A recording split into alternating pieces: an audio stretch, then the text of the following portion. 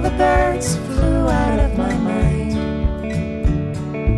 Nosotros somos un sindicato de propuesta, un sindicato que apostamos siempre por la negociación, pero sin ninguna duda también movilizamos sin complejos cuando se nos cierra la puerta del diálogo y de la negociación. La reforma laboral que el Gobierno central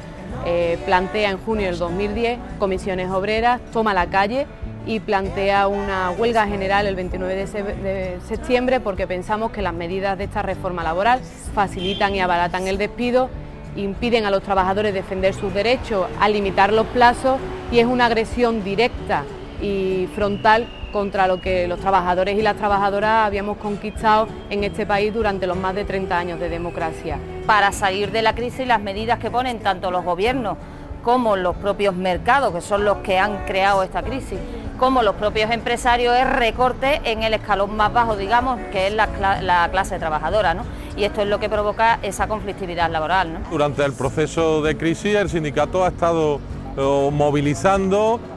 con diferente intensidad hasta llegar a las mayores, que ha sido la convocatoria de una huelga general, fundamentalmente en contra de políticas económicas que entendemos son erróneas, en primer lugar porque los trabajadores y las trabajadoras son los que están sufriendo las consecuencias de la crisis que ha generado el gran capital, los especuladores, y que hoy la colaboración de los gobiernos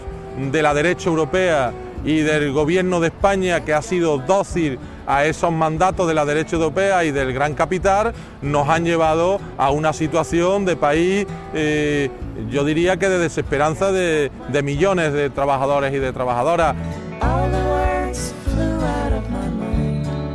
Con la reforma laboral del Gobierno central se pensaba que se iba a crear empleo y vemos que un año después este empleo, al contrario, el paro ha crecido. Se decía que los trabajadores iban a dejar de ser temporales y vemos que la temporalidad es la que aumenta. El contrato indefinido es algo testimonial, aquel trabajador que lo tenga pues es un privilegiado en estos momentos, por tanto, segundo elemento que no ha creado estabilidad en la contratación. Y el tercer elemento que planteaba la reforma es que frente a una situación de crisis las empresas iban a mantener el empleo en lugar de despedir. Sin embargo, vemos como los expedientes de regulación temporales han acabado todo en extintivo y el cierre de empresas hoy una tónica dominante, por desgracia, en la realidad económica andaluza. Son más de 700 convenios que aún están por negociar al día de hoy, estamos ya pues, prácticamente en el ecuador de septiembre y casi finalizando este año, ¿no? Esto no es de recibo y este bloqueo viene provocado por la pasividad absoluta, por no llamarlo de otra manera aún más grave, de la clase empresarial en cuanto a no sentarse a negociar o no querer negociar nada que no sea a rebajar más las condiciones laborales, ¿no?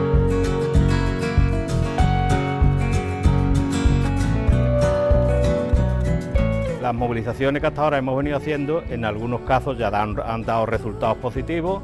El acuerdo de pensiones ya es una realidad, está en el BOE, publicado el día 2 de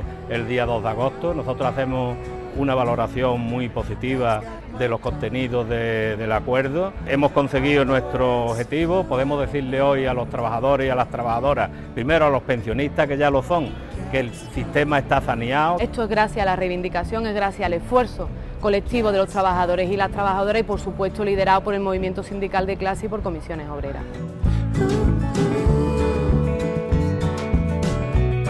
Tenemos que estar lo más unidos posible y ir a cuantas movilizaciones y concentraciones hagamos, de tal manera que la unión hace la fuerza y podamos conseguir que efectivamente se paren ese recorte de derechos que venimos teniendo los trabajadores. Yo creo que merece la pena que movilizarse y forzar esa otra política que es la que nos puede sacar de la crisis. No nos merecemos en este país tener ni estos gobernantes ni estos aspirantes a gobernar que solo nos prometen recortes y no tienen ni una idea clara de cómo salir de esta situación para que la gente deje de tener incertidumbre y para que la gente deje de tener problemas como los que está teniendo en estos momentos.